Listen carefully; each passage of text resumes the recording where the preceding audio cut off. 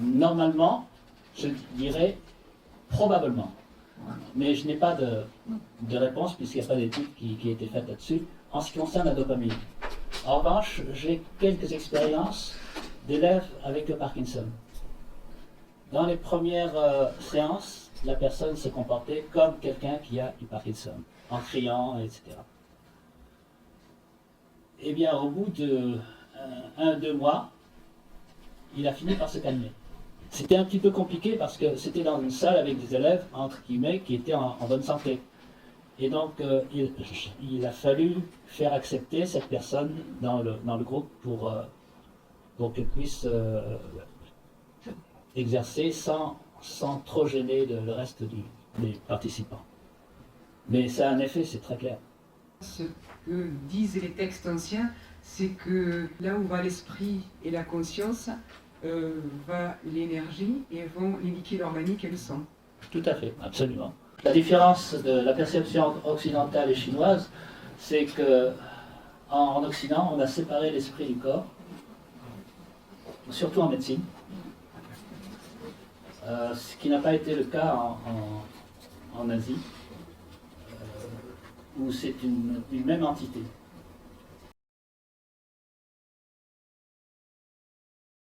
Je crois qu'il y a les mêmes racines déjà. C'est basé sur les méridiens, sur les points d'acupuncture aussi. Le Qigong intervient grossièrement sur les méridiens.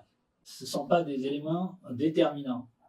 C'est important de le savoir. Mais c'est clair que ce sont des disciplines qui sont proches. Hein.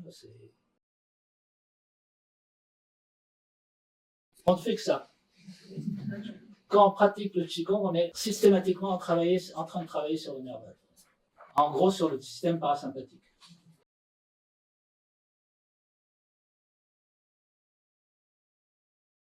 Absolument. Absolument. Mais il y a aussi des cas où il n'y a plus rien à faire. Problème de coordination, par exemple, totalement non maîtrisé. Quand on se trouve devant ces cas-là, c'est très difficile de faire travailler. Ça corrige les personnes qui sont à mi-chemin. Ce que je ne vous ai pas montré, c'est effectivement la complexité dans la coordination de la gestuelle. En général, le Qigong se pratique par série, les 8 pièces de Brocard, les 12 traits d'art taoïstes, etc. J'ai piqué des exercices qui m'intéressaient dans la démarche que j'ai entreprise pour travailler certaines complexités de coordination ou bien de visualisation, d'intention, tout dépend. En général, je teste des exercices qui me donnent la possibilité d'aller plus loin. Par exemple, j'ai pris un mouvement qui est tout à fait traditionnel, monter les draps, aller redescendre. Dans ce mouvement, j'ai introduit à peu près 50-60 petits détails qui changent tout. Certaines personnes, parfois, ne peuvent pas exécuter un certain nombre de gestes par handicap ou quoi que ce soit. Si on les initie au Qigong et qu'on leur explique ou qu'on leur montre les gestes, est-ce que pour eux, le fait de visualiser ce geste va faire fonctionner leur cerveau d'une certaine façon? Est-ce que l'impact sera notable en tous les cas? Il y a un impact. Mais sur un tétraplégique, par exemple, j'ai travaillé avec un tétraplégique, ça ne marche pas. D'accord. En revanche, j'ai travaillé avec quelqu'un qui avait la maladie de Charcot, qui ne pouvait plus monter un escalier. Et je lui ai dit, au lieu de lever la jambe, tire la colonne vertébrale. D'accord. Et là, il est arrivé à monter l'escalier. Donc c'est un problème d'intention, de visualisation. Mais il peut y avoir un effet notable quand même. Ah oui, très net. Merci.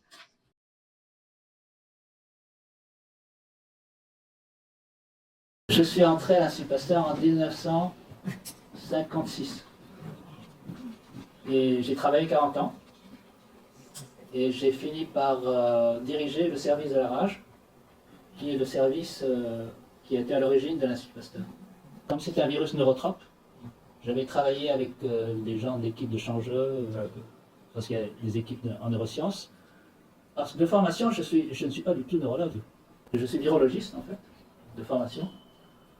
Et je me suis intéressé au système nerveux parce que le virus, la rage, infecte les neurones sans nécessairement le détruire. Donc je pensais que c'était les fonctions nerveuses qui étaient affectées et non pas la viabilité des neurones. Et donc j'ai travaillé avec des outils de neurosciences pour comprendre comment fonctionne le virus.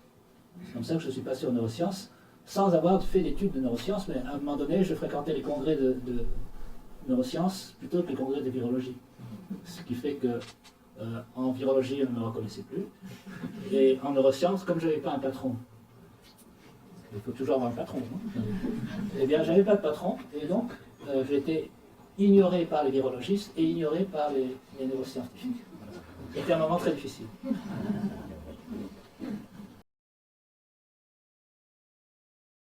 Le livre, c'est une réflexion entre les liens des sciences de la vie, je dirais, particulièrement, et plus particulièrement des neurosciences, avec la pratique du Qigong, mais pas uniquement la pratique du Qigong, également les aspects de la médecine chinoise.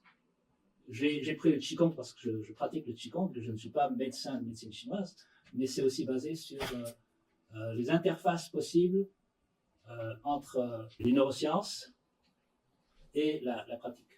Vous connaissez tous maintenant le microbiote. C'est évident que le ventre intervient sur le cerveau. Et ça date d'il n'y a pas très très longtemps. J'avais fait un premier article sur les neurosciences avec le Qigong en 2010. Donc avant que les neurosciences ne soient diffusées de façon, je dirais, un petit peu excessive actuellement. Je pense que très souvent, il y a une mauvaise interprétation de ce qu'on appelle les neurosciences. Le sourire vrai a une importance parce que ça fait sécréter des neurotransmetteurs. Et il se trouve que le sourire affecté, le sourire intérieur, fait la même chose. Peut-être pas au même niveau, mais ça fait la même chose. Donc il y a quand même un effet. Donc ce qui est important, c'est l'intention.